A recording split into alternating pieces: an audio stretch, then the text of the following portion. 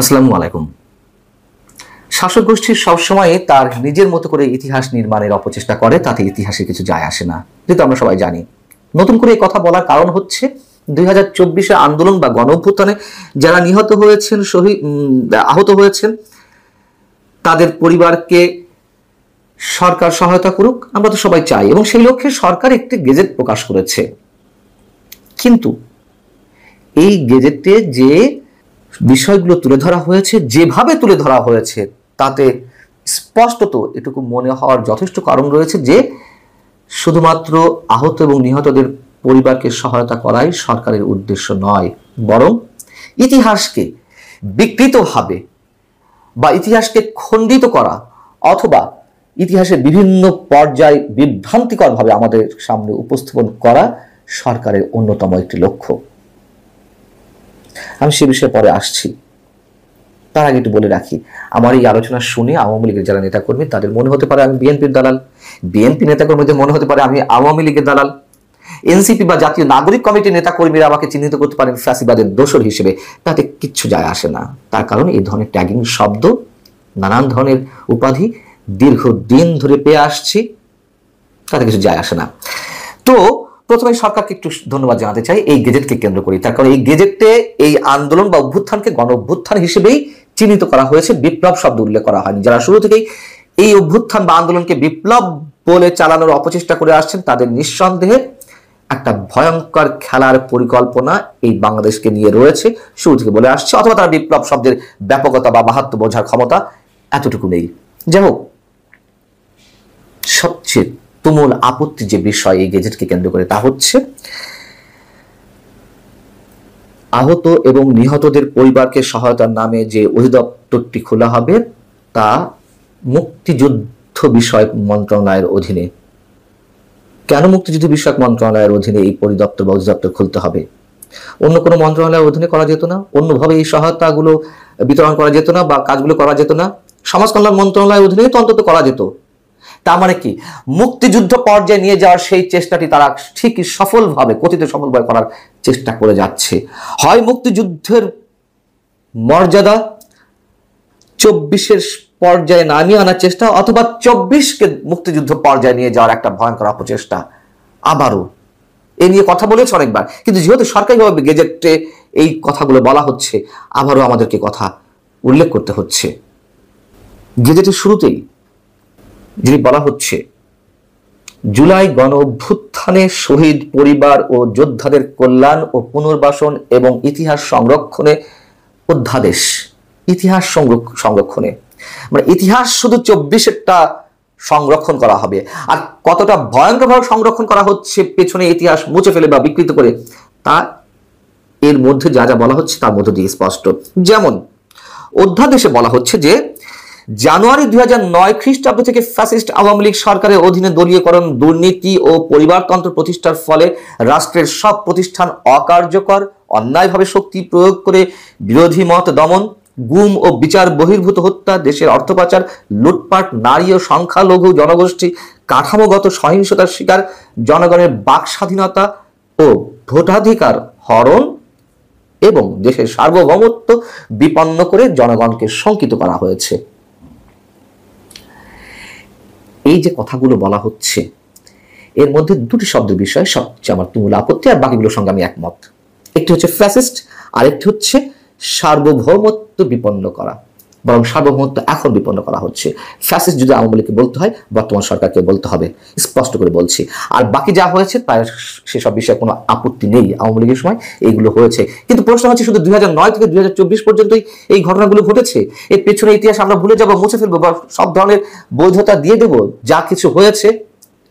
অথবা আর যারা শহীদ হয়েছেন তাদেরকে মর্যাদা দিব না?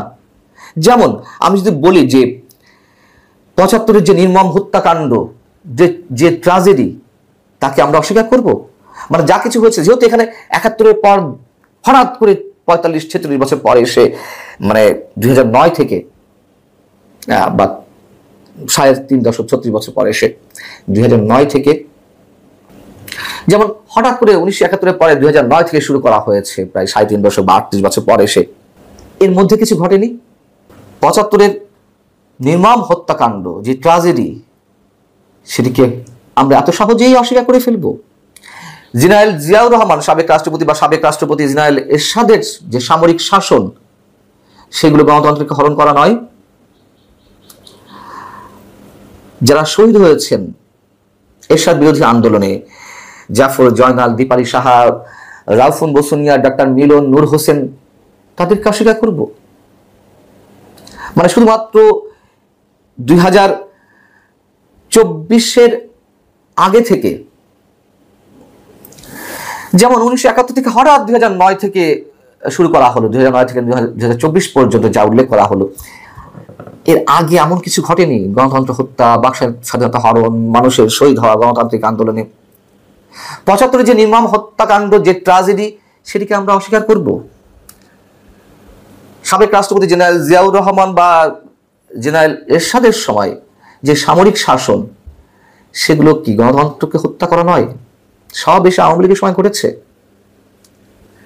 এরশাদ বিরোধী আন্দোলনে জাফর, দীপালি সাহা, জয়নাল, রাউফুন বসুনিয়া, ডাক্তার মিলন, নূর হোসেনের মতন যে মানুষরা শহীদ হয়েছেন, তারা শহীদ হননি, শুধু শহীদ হয়েছে এই 2024 আন্দোলনে।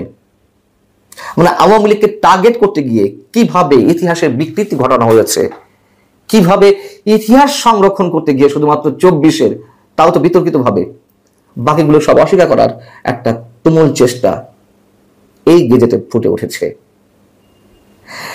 নারী এবং সংখ্যালঘু গোষ্ঠী জাতিগতভাবে, কাঠামোগতভাবে মানে সংসদের শিকার এর আগে হয়নি, সেগুলো আমরা ভুলে যাবো। আমার কথা হচ্ছে যে বিস্তারিত তুলে ধরার তো কোনো দরকার নেই, 2-4টি শব্দেই তো এগুলো বলা হতো, যা এর আগে ঘটেছে, তুমুল আকারে এই সময় হয়েছে, এইসব শব্দ তো ব্যবহার করা যেত, তর্কে খাতে ধরেনি, তাও তো হয়নি। 2001 থেকে 2006 বিএনপি জামাত জোট সরকারের সময় সংখ্যালঘু নির্যাতনের যে মাত্রা আমরা দেখেছি, তাকে ভুলে যাব? ছবি আনি বিশ্বাস, পূর্ণিমা শীলের মতো মানুষেরা যেভাবে বাবা মায়ের সামনে গ্যাং রেপের শিকার হয়েছে, সব মিথ্যা। রিসেট বাটনে প্রেস করার মতন সবকিছু আমরা মুছে ফেলবো। এবং যে অর্থ লুটপাট, অর্থ পাচার, দুর্নীতি, সব 2009 থেকে 2024 হয়েছে, এর আগে হয়নি। সবচেয়ে গুরুত্বপূর্ণ আরো একটি যে বিষয়, এখানে এই গেজেটের 3য় অধ্যায়ে চিকিৎসা, আর্থিক সহায়তা এবং পুনর্বাসন ইত্যাদি বিষয়ে যে তালিকার কথা বলা হয়েছে, সেখানে 834 জন শহীদের সংখ্যা উল্লেখ করা হয়েছে, নিহতের সংখ্যা উল্লেখ করা হয়েছে। তাহলে জাতিসংঘের দেওয়া যে রিপোর্ট, তাতে 1400 মানুষ হত্যাকাণ্ডের শিকার হয়েছে 15 আগস্ট পর্যন্ত। এবং নতুন করে আবারও বলতে হচ্ছে, সরকার 834 জন হিসাব এর আগেও দিয়েছে, তাহলে ওই 1400 জনকে কেন উল্লেখ করা হয় কথায় কথায়? 1400 মানুষ হত্যাকাণ্ডের শিকার হয়েছে। সরকার কিভাবে নিজের ফাঁদে নিজেই পড়ে যায় নানান বিষয়ে, এটিও তার একটি প্রমাণ। এবং শুধু আমি 2009 আগের কথা উল্লেখ করছি, 71 থেকে 2009 পর্যন্ত যা কিছু এখানে উল্লেখ করা হয়েছে, বাক স্বাধীনতা হরণ, গণতন্ত্রকে হত্যা, সংখ্যালঘু নির্যাতন, নারী নির্যাতন, অর্থ লুটপাট, দুর্নীতি, অর্থ পাচার, এর একটিও কি এই মুহূর্তে বাদ আছে? সাংবাদিকদের চাকরি খাওয়া, বাক স্বাধীনতা হরণের অপচেষ্টা, সংখ্যালঘু নির্যাতন, অর্থ লুটপাট কি এই মুহূর্তে হচ্ছে না? শুধু 2009 আর 2024 বাংলাদেশের ইতিহাস, আর সবটুকু একেবারে সাদা ফকফকা। এইসব বয়ান, এইসব কথিত ইতিহাসের সংরক্ষণের যে বাক্য, শব্দ, চেষ্টা, এগুলো থাকে না। যেমনটি আগেগুলোও থাকছে না, এটিও থাকবে না, খুব স্বাভাবিক কথা, এটাই ইতিহাস। আসসালামু আলাইকুম রহমতুল্লাহি ওয়া বারাকাতুহু। সম্মানিত দর্শক, ডক্টর মোহাম্মদ ইউনূসের বিস্ময়কর উত্থান এবং বিস্ময়কর সৌভাগ্য এবং ঈর্ষণীয় প্রাপ্তি, এটি কেবল বাংলাদেশ নয়, সারা দুনিয়াতে তার জমানার যে সকল সফলতম মানুষ রয়েছেন, তাদের মধ্যে তিনি অন্যতম। একটা মানুষের জীবনে যা যা প্রাপ্য, পরিবার, অর্থ, সম্মান, স্বাস্থ্য, কি নেই তার? তার বয়স এখন প্রায় 88 বছর। এ বয়সে তিনি একেবারে 40 বছরের তাগড়া যুবকের মতো পৃথিবী ঘুরে বেড়াচ্ছেন। এখনো বলতে গেলে তার চশমা ছাড়াই তিনি চলাফেরা করেন, কথা বলেন, ইন্টারভিউ দেন, চোখে চশমা পরেন না, বাক্য হারিয়ে যায় না। কৌশল অবলম্বন করতে পারেন কথা বলতে গিয়ে, মুখের অভিব্যক্তি অর্থাৎ তার যে রাগ, ক্রোধ, প্রেম, ভালোবাসা, এটা তিনি নিয়ন্ত্রণ করতে পারেন এই বয়সে। আপনি তার মুখ দেখে বুঝতে পারবেন না তিনি রাগত, না প্রেমাহত, নাকি প্রেমে উদ্বুদ্ধ, বুঝতে পারবেন না। এটি বিরল, এ বয়সে সাধারণত হয় না। ডক্টর মোহাম্মদ, যাকে বলা হয় মালয়েশিয়ার মাহাথির মোহাম্মদ, মডেল আপনি তার সঙ্গে এই ভদ্রলোকের এই বয়সজনিত যে জিনিসগুলো আছে সেটা তুলনা করতে পারেন, যে এখনো ডক্টর মাহাথির মোহাম্মদ যেভাবে উজ্জীবিত, আমাদের ডক্টর মোহাম্মদ ইউনূস সেভাবে আছেন। কিন্তু ব্যবসা বাণিজ্য, রাজনীতি, নোবেল প্রাপ্তি, সম্মান, আসলে একটা জীবনে, একটা মানুষের জীবনে এরকম হয় না, কখনই হয় না। এবং তিনি শুধু পেয়েই এসেছেন। কষ্ট বলতে শেখ হাসিনা তাকে অপমান করার চেষ্টা করেছে, মামলা দেওয়ার চেষ্টা করেছে, নাস্তানাবুদ করার চেষ্টা করেছে, কিন্তু বাস্তবতা হলো সারা বাংলাদেশের মানুষ এবং সারা পৃথিবীর মানুষ তার পক্ষে ছিল। তো ফলে কি হলো, শেখ হাসিনার যে কোনো রক্তচক্ষু এটা তাকে কাঁদাতো না। তিনি বুঝতে পারতেন যে তিনি যে রাস্তায় হাসছেন বা তিনি কোর্ট কাছারিতে দৌড়াচ্ছেন, বিদেশে যাচ্ছেন, লক্ষ কোটি মানুষের আশীর্বাদ, দোয়া তার সঙ্গে রয়েছে। এবং শেখ হাসিনার পুরো জমানাতে তিনি যেভাবে এয়ারপোর্টে যেতেন, আসতেন, তাকে কখনো এয়ারপোর্টে ঠেকিয়ে দেওয়া, 2 ঘন্টা বসিয়ে রাখা, এটা শেখ হাসিনা রেজিম কল্পনাও করতে পারত না। এই ছিল তার সম্মান এবং মর্যাদার লেভেল। সেই মানুষটি আল্লাহর অশেষ রহমত, বরকত অথবা অন্য যে কোনো কারণে হোক, তিনি বাংলাদেশের সর্বোচ্চ রাষ্ট্র ক্ষমতায় অধিষ্ঠিত। এখন এই অবস্থাতে মান সম্মান নিয়ে তার পরিসমাপ্তিটা, জীবনের যে পরিসমাপ্তিটা, সেটা কিভাবে হবে? তিনি ক্ষমতা থেকে চলে যাবেন, যেটাকে শান্তিপূর্ণ ক্ষমতা হস্তান্তর বলা হয়, সেটা তিনি স্বেচ্ছায় ছেড়ে দিবেন, আমি আর পারছি না, পদত্যাগ করবেন। তিনি প্রকৃতির নিয়মে মরে যাবেন অথবা মারা যাবেন। তারপর আর কি হতে পারে? মানে আলটিমেটলি জীবনের এই পর্যায়ে এসে তার সবকিছুর তো একটা সমাপ্তি হবে, তাকে কবরে যেতেই হবে, কোনো মানুষই অমর নয়। কিন্তু যে সমস্যাটা হলো যে তার শেষটা কেমন হবে। আমরা সবসময় বলি, শেষ ভালো যার, সব ভালো তার। এবং জীবনের সব অর্জন, তার জীবনের সব অর্জন, সকল সুনাম, সকল সুখ্যাতি, ধন সম্পদ, মান মর্যাদা, এটা নির্ভর করবে তার, যাকে বলা হয় এই অন্তর্ধানের মাধ্যমে, তার প্রস্থানের মাধ্যমে, তার মৃত্যুর মাধ্যমে, তার কর্মজীবনের পরিসমাপ্তির মাধ্যমে। এবং সেটি যদি ভালো হয়, তিনি সত্যিকার অর্থে একজন ভালো মানুষ।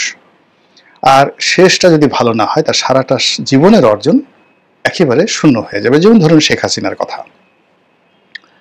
এখন শেখ হাসিনা শক্ত হাতে 15 বছর চালিয়েছেন, তার আগে 5 বছর, 20 বছর প্রধানমন্ত্রী, এরপরে দুইবার সংসদে বিরোধী দলীয় নেত্রী, সে 1981 সন থেকে এখন পর্যন্ত আওয়ামী লীগের মতো একটা বড় দলের সভানেত্রী। কার্যত অর্থবিত্ত ক্ষমতার যে প্রাপ্তি, শেখ হাসিনার এর সঙ্গে আপনি পৃথিবীর কারোর তুলনা করতে পারবেন না। কিন্তু একই সঙ্গে যদি তার পালিয়ে যাওয়া, তার পরাজয়, এখন তার চোখের সামনে তার প্রিয়জনরা যেভাবে লাঞ্ছিত হচ্ছেন, অপমানিত হচ্ছেন, পালিয়ে রয়েছেন, আহাজারি করছেন, এটা সহ্য করা সম্ভব নয়। প্রতিটা মুহূর্তে তাকে বেদনাহত করছে এবং করবে। এটা জীবনের একটা বিরাট পরাজয়। এবং এই পর্যায়ে এখান থেকে ঘুরে দাঁড়ানো ঘটেনি, মানবজাতির ইতিহাসে কখনো ঘটেনি। শেখ হাসিনার বয়স প্রায় 80 বছর। ফলে বড় একটা বটবৃক্ষ যদি উপড়ে যায়, পড়ে যায়, ওটা আর পুনরায় বপন করা যায় না। ফলে কি হলো, শেখ হাসিনার যত অর্জন, যত সুনাম, দেখুন তার সেই যে পতনের মধ্য দিয়ে সেটা তার শেষ হয়ে গেল। একইভাবে আরো অনেক ইতিহাসে বিখ্যাত ঘটনা রয়েছে। ফলে ডক্টর মোহাম্মদ ইউনূসের এতকালের যে অর্জন, তার 88 বছরের জীবনের যে অর্জন, সে অর্জনটা এখন নির্ভর করছে তার পরিসমাপ্তিটা কিভাবে হবে। পতন দিয়ে নাকি শান্তিপূর্ণভাবে আরো কোনো সফলতা দিয়ে তার জীবনের পরিসমাপ্তি হবে। গত 10 মাসে তার জীবনে যা কিছু ঘটেছে, এটা যদি তার অতীতের সফলতা ধরেন, আমার এখনো মনে আছে তিনি যেদিন নোবেল পুরস্কার পেলেন সেদিন সারা বাংলাদেশ নেচেছিল, পশ্চিমবঙ্গ নেচেছিল, এশিয়া নেচেছিল, তার সঙ্গে সঙ্গে ওনার যারা বিশ্ব নন্দিত বন্ধু বান্ধব আছে তারাও নেচেছিল। এবং সেই যে নৃত্য, তার নোবেল পুরস্কার প্রাপ্তির সময় যে নৃত্য, সেই নৃত্য সেই উনি যেদিন প্রধান উপদেষ্টার দায়িত্ব নিলেন সেই দিন পর্যন্ত অব্যাহত ছিল। কিন্তু এটি ক্রমাগত সেই নৃত্য এখন ক্রন্দনে পরিণত হয়েছে। মানুষ তাকে সমালোচনা করছে, গালাগাল দিচ্ছে, তাকে নিয়ে ট্রল করছে, আজে বাজে কথা বলছে, অথচ এটা হওয়ার কথা ছিল না। এটা কেন হলো, কিভাবে হলো, এটা উনি ভালো জানবেন। আমি শুধু এখানে প্রকৃতির একটা স্বাভাবিক নিয়ম আপনাদেরকে বলি। আমরা যে মানুষ মারা যায়, মারা যাওয়ার পরে লাশ কবরে রাখে, সে সময় একটা দোয়া আমরা পড়ি। সেই দোয়াতে আমরা কি বলি? আল্লাহর কথা, পবিত্র কালামের পাকের কথা, মিনহা খালাকনাকুম অফিহা নুইদুকুম অমিনহা নুখরিজুকুম তারাতান উখরা। হে মানুষ, তোমাকে মাটি দিয়ে তৈরি করা হয়েছিল, আবার এই মাটির মধ্যেই তোমাকে গ্রথিত করা হলো, চাপা দেওয়া হলো, কিংবা কবর দেওয়া হলো। আবার এই মাটি থেকেই একদিন আবার তোমাকে উঠানো হবে। তো এই যে মৃত্যুর সময় যে একটা অমীয় বাণী পবিত্র কালামের, এর সঙ্গে আমরা দুনিয়াতে আরেকটি কথা, তোমারে বুদ্ধিবে যে গোকুলের বাড়ি শেষে, এটাও যেভাবে প্রিয়। আর যার যেখান থেকে উত্থান হয় ওখানেই তার পতন হয়, অর্থাৎ যে মানুষটি যে কর্ম করে তার উত্থান হয়েছে সেই কর্মের মাধ্যমে তার পতন হবে। অতীতে আপনি দেখেন বঙ্গবন্ধু রাজনীতি দিয়ে তার উত্থান, সেই রাজনীতির কারণেই তার পতন হয়েছে। জিয়াউর রহমানের কথা চিন্তা করেন, যে সামরিক বাহিনীর সাহায্য নিয়ে, সমর্থন নিয়ে তার উত্থান, সেই সামরিক বাহিনীর হাতে তার মৃত্যু হয়েছে। আমাদের দেশে 1/11 বলেন, এরশাদের পতন বলেন, মানে যাদের সাহায্য নিয়ে, সহযোগিতা নিয়ে, বা যাদেরকে নিয়ে তাদের স্বপ্ন বাসর ছিল, সেই স্বপ্নই তাদের জন্য দুঃস্বপ্ন বয়ে এনেছে। তো সেই ক্ষেত্রে ডক্টর মোহাম্মদ ইউনূসের যে উত্থান, কোত্থেকে উত্থান হয়েছে? তার উত্থান হয়েছে পশ্চিমাদের আশীর্বাদের মাধ্যমে। তার উত্থান হয়েছে কথা বলার যোগ্যতার কারণে। গ্লোবালি তিনি কথা বলেছেন ইংরেজিতে, এবং সারা দুনিয়ার যাকে বলা হয় ব্র্যান্ডিং করেছেন নিজের সমস্ত কিছুকে। তার 3-0 থিওরি, তার গরিবের ব্যাংকিং, তার গ্রামীণ ব্যাংক, তার গ্রামীণ ফোন, তার কর্পোরেট লাইফ, তিনি যেখানে হাত দিয়েছেন তার অনবদ্য উপস্থাপনা, তার নির্মল হাসি, তার ফ্রেন্ডলি বন্ধুসুলভ ব্যবহার, এর ফলে তিনি বিশ্ব জয় করেছেন। এখন এই জায়গাতে এসে এই গত 10 মাসে দেখা গেছে যে তার সেই গুণাবলীগুলোই তার জন্য বুমেরাং হয়ে পড়েছে। তিনি যে বিশ্বাস এবং আস্থা নিয়ে কাতারে গেছিলেন, কাতারে আমির তার সঙ্গে দেখা করেননি। যে বিশ্বাস এবং আস্থা নিয়ে তিনি জাপান গিয়েছিলেন, কোনো ফলাফল হয়নি। তিনি যে বিশ্বাস এবং আস্থা নিয়ে ইংল্যান্ডে গিয়েছিলেন, কিচ্ছু হয়নি। অথচ এই আন্তর্জাতিক বিদেশের মাটিতে তিনি সবসময় যেবারই গেছেন অর্জন করে নিয়ে এসেছেন, অনেক কিছু অর্জন করে নিয়ে এসেছেন, প্রদর্শন করার মতো। কিন্তু এই গত 10 মাসে সবকিছু তার জন্য বুমেরাং হয়েছে। এই গেল এক। 2 নম্বর হলো পশ্চিমাদের যে আকণ্ঠ সমর্থন, সহযোগিতা, তাদের যে অ্যাডভার্টাইজমেন্ট, এগুলোর কারণে ডক্টর মোহাম্মদ ইউনূস মানুষ থেকে মহামানবে পরিণত হয়েছে। এবং তিনি আজীবন মানুষকে স্বপ্ন দেখিয়েছেন। তার গ্রামীণ ব্যাংক স্বপ্ন দেখিয়েছে, তার প্রতিটি প্রতিষ্ঠান, তিনি গ্রামীণ ফোন করেছেন, ওখানে চাকরি করাটাও একটা স্বপ্নের বিষয় ছিল। তো এই যে স্বপ্ন, তিনি মানুষকে স্বপ্ন দেখিয়েছেন, এবং স্বপ্নের ফেরিওয়ালা রূপে আপনি ধরুন লিও টলস্টয় গল্প লিখে বা নাটক লিখে, আপনি Bernard Shaw, William Shakespeare, Rabindranath Tagore, Bankim, আমাদের বাংলা সাহিত্যে হুমায়ুন আহমেদ, মানে তাদের সার্থকতা কি? অসংখ্য মিথ্যা কথা বলে, মিথ্যা কাহিনী সুন্দরভাবে লিখে মানুষকে একটা স্বপ্ন উপহার দিয়েছেন। নজরুল কি করেছেন? তিনি প্রিয়তমাকে প্রেম নিবেদন করেছেন। তো কি করবেন? তিনি জ্যোৎস্নার আলো নিয়ে আসবেন, জ্যোৎস্নার আলো নিয়ে আসবেন চাঁদ থেকে। তারপরে আকাশের রংধনু থেকে তিনি আলতার রং নিয়ে আসবেন, এনে প্রেমিকাকে সাজাবেন। মানে তার পার্সোনাল কোনো ইনভেস্টমেন্ট নাই। সে একবারও বলছে না যে আমার পকেট থেকে 10টা টাকা দিয়ে 2টো সিঙ্গারা এনে তুমি আর আমি সস দিয়ে সিঙ্গারা খাবো আর তোমার মুখের দিকে তাকাবো। তিনি সবই প্রকৃতির হাতে ছেড়ে দিয়েছেন। এবং সেই স্বপ্নে মেয়েরা পাগল, এর চেয়েও গান হয়।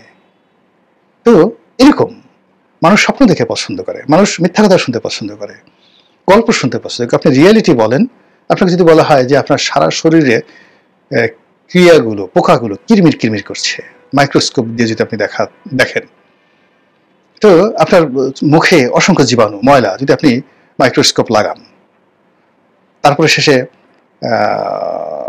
আপনার পেটের মধ্যে ময়লা, অসংখ্য গ্যাস, কৃমি, গুঁড়া কৃমি, ছোট্ট কৃমি, অসংখ্য পোকা আপনার পেটের মধ্যে, আপনার নাভির গোড়ায়, আপনার লজ্জা স্থানে, আপনার সব জায়গাতে শুধু পোকা আর পোকা। এই যে রিয়েলিটি আপনাকে যদি কেউ বলে, আপনি বলবেন এই হারামজাদাকে ধর, একে পিটমুড়া করে ভালো করে বাঁধ, তারপরে ওকে মানে এক জোয়ার এক ভাটা আচ্ছা মতোকে পিটুনি দেয়, আমি দেখি এবং শান্তি পাই। ও আমাকে এই কথাগুলো বললো, অথচ সে কিন্তু সত্য বলেছে। কিন্তু একটা লোক যদি আপনাকে মিথ্যা কথা বলে, জনাব আপনি হলেন এ যুগের প্রমিথিউস, দেবতা প্রমিথিউস, আপনার মুখমণ্ডলে চন্দ্রের আভা, আপনার যে চরিত্র ফেরেশতাদের মতো পবিত্র, ফেরেশতাদের কিন্তু কোনো ক্যারেক্টারই নাই, চরিত্রই নাই, কিন্তু আপনাকে বলা হলো আপনার চরিত্র ফেরেশতাদের মতো পবিত্র, আপনি এত সুন্দর, আপনাকে দেখলে পাপ ক্ষয় হয়। পুরোটাই মিথ্যা কথা, তেল বললেও যা হবে। কিন্তু এগুলো শুনলে আপনার মন ভালো হয়ে যাবে, আপনি তাড়াতাড়ি বলবেন এই একে ধরে নিয়ে আয়, ছানা খাওয়া, মাখন খাওয়া, পোলাও খাওয়া, কোরমা খাওয়া। তো এইরকম কথার ফেরিওয়ালা, স্বপ্নের ফেরিওয়ালা যারা, তারা সবসময় মানুষ দ্বারা নন্দিত হন, মানুষ তাদেরকে ভালোবাসে। কিন্তু এই মানুষগুলো যখন রিয়েলিটিতে চলে আসেন, তখন তার সেই স্বপ্নের ফেরি করা এবং রিয়েলিটির মধ্যে বিশাল যে সমস্যা, এটা ডক্টর মোহাম্মদ ইউনূসের এই জীবনে আমরা হাড়ে হাড়ে টের পাচ্ছি। ফলে তিনি গত কয় মাসে রাষ্ট্র ক্ষমতায় বসে যে সকল স্বপ্ন দেখানোর চেষ্টা করেছেন, কথা বলেছেন, সবগুলো তার জন্য বুমেরাং হয়ে গেছে এবং তার পতনের কারণ হয়ে গেছে। 3 নম্বরে হলো কি, তিনি তার যে ক্ষমতায় আসার মৌল ভিত্তি, এই মৌল ভিত্তিকে তিনি অ্যাসার্টেন করতে পারেননি এখন পর্যন্ত। তিনি যদি বলতেন যে মহান আল্লাহ রাব্বুল আলামিন দয়া করে আমাকে রাষ্ট্র ক্ষমতায় বসেছেন, আমি সারা জীবনে যে ভুল করেছি, অন্যায় করেছি, পাপ করেছি, আমি এই আল্লাহর নিয়ামতের জন্য আনন্দ চিত্তে, সন্তুষ্ট চিত্তে আমি তওবা করছি, প্রকাশ আস্তাগফিরুল্লাহ রাব্বিহিম মিন কুল্লি যামবি ওয়া তুবু ইলাইহি লা হাওলা ওয়ালা কুওয়াতা ইল্লা বিল্লাহিল আলিয়্যিল আযীম। 1 2 নম্বর হলো যে আমি সেকুলার রাজনীতি করেছি, সেকুলার জীবনযাপন করেছি, ধর্মকর্ম কখনো বিশ্বাসও করিনি, পালনও করিনি। তা আমি এই যে আল্লাহর নিয়ামত, এই আল্লাহ যে অসম্ভব, যেখানে আমি জেল জীবনের সংখ্যায় অতিষ্ঠ ছিলাম, আমি প্রতি মুহূর্তে মনে হতো যে এর চেয়ে মরে যাওয়া ভালো। সে আমাকে রাষ্ট্র ক্ষমতা যে আল্লাহ বসিয়েছেন, আমি বিশ্বাস করলাম যে পৃথিবীতে আল্লাহ আছে। তো তিনি, তার জায়গায় যদি আমি হতাম, আমি বলতাম যে সব কাজ বাদ, আমি আমার নিজস্ব হালাল উপার্জন দিয়ে আমি একটু উমরা করে আসবো, কাবা শরীফ তাওয়াফ করবো, আল্লাহ রাসূল মুহাম্মদ রাসূলুল্লাহ সাল্লাল্লাহু আলাইহি ওয়াসাল্লামের রওজা মোবারকে একটা সালাম জানিয়ে আসবো, আমি এই কাজ করতাম। উনি সেটা করেননি। তিনি আসমানের মালিককে ভুলে গেছেন, রাসূল পাক সাল্লাল্লাহু আলাইহি ওয়াসাল্লামকে ভুলে গেছেন, কোরআনকে ভুলে গেছেন। অথচ যারা কোরআনের জিকির করে তাদেরকে তিনি ইনস্ট্রুমেন্ট হিসেবে ব্যবহার করেছেন, না যে ইনস্ট্রুমেন্ট, নট যে হৃদয় থেকে যে না এরা দিনী ভাই, এরা সত্যি কথা আমাদের জন্য অনেক কিছু করতে পারে। তিনি সেই কাজটি করেননি। তিনি যে কাজটি করেছেন সেটা বলতে গেলে শিরক। তিনি বলেছেন এই ছাত্ররা আমাকে ক্ষমতায় বসিয়েছে। আরে বাবা, ছাত্ররা আপনাকে কিভাবে ক্ষমতায় বসাবে? যে ছাত্রদের কাপড় চোপড় ঠিক নাই, মেজ ভাড়া দিতে পারে না, বাড়িতে যাদের ঘরে চাল নাই, ডাল নাই, এই গরিব মানুষের সন্তান, ওদের জীবন নিয়ে টানাটানি, ওরা আপনাকে কি করে রাষ্ট্র ক্ষমতায় বসাবে? রাষ্ট্র ক্ষমতায় বসিয়েছে আপনাকে আল্লাহ। আপনি আল্লাহর সে জায়গায় আল্লাহকে স্বীকার না করে আপনি বলছেন এই যে বিপ্লবীরা, ছাত্ররা আমাকে ক্ষমতায় বসিয়েছে, আমি এই ছাত্রদেরকে আমার নিয়োগকর্তা মনে করি। এটা সরাসরি শিরক। এই কথা কেউ বলে না, বলা উচিত নয়। আপনার কথা হবে আলহামদুলিল্লাহ, আল্লাহ সকল প্রশংসার মালিক, আর তিনি সাহায্যকারী শক্তি রূপে আল্লাহ এই ছেলে মেয়েদেরকে যেটাকে বলা হয় সুলতানা নাসিরা, সাহায্যকারী শক্তি রূপে এদেরকে পাঠিয়েছেন। এরা আল্লাহর হুকুমে যে কাজগুলো করেছে, এদের এই সাহস আসার কথা না, এরা আল্লাহর হুকুমে সাহস পেয়েছেন। আর এরা দুনিয়ার এত মানুষ রেখে আমাকে পছন্দ করেছে, আল্লাহর দরবারে শুকরিয়া, এবং আমি এদের প্রতি কৃতজ্ঞ। I am grateful. এবং তাদের এই অবদানের জন্য আমার পক্ষ থেকে তাদেরকে যতটুকু প্রতিদান দেওয়া সম্ভব আই উইল ডু। এটা হলো তার বয়সের জন্য একটা সত্যিকার অন্তঃস্থল থেকে কথা। কিন্তু সেটা না করে তিনি বললেন কি, এরা আমাদের নিয়োগকর্তা। ফলে কি হলো দেখুন, তার এই যে শুরুটা, ছাত্ররা তাকে নিয়োগ দিয়েছে, এই ছাত্ররা এখন তার বিরুদ্ধে চলে গেছে বিরাট অংশ। তিনি এখন কোন without guard, without military, without SSF ছাড়া তিনি নর্থ সাউথ বিশ্ববিদ্যালয়ে কোনো কনভোকেশনে যেতে পারবেন না, ব্রাক ইউনিভার্সিটিতে যেতে পারবেন না, ইস্ট ওয়েস্ট ইউনিভার্সিটিতে যেতে পারবেন না। সমস্ত প্রাইভেট ইউনিভার্সিটিগুলো রেগে মেখে তেলে বেগুনে জ্বলে ছারখার। তিনি এখন ঢাকা বিশ্ববিদ্যালয়ের রাজু ভাস্কর্যের সামনে আসতে পারবেন না একা একা। অথচ তিনি যদি আগস্ট মাসের 6 তারিখে 2024 সনে ঢাকা বিশ্ববিদ্যালয়ে আসতেন, বসন্ত শুরু হয়ে যেত প্রকৃতিতে। এখন এটাই তার জন্য বুমেরাং হয়ে গেছে। ফলে কি হলো, আগামীতে তার যদি পতন হয়, তাহলে প্রথম উপসর্গ হিসেবে এই ছাত্র এবং জনতা যাদেরকে তিনি নিয়োগকর্তা বলেছেন, তারাই তাকে পতনের জন্য টানা হেঁচড়া শুরু করে দেবে। দ্বিতীয়ত, তিনি যাদেরকে বন্ধু হিসেবে নির্বাচন করেছেন, তারা তার পিছনে লাগবে। আলটিমেটলি অনেকে লেগে গেছে এবং আগামীতে আরো লাগবে।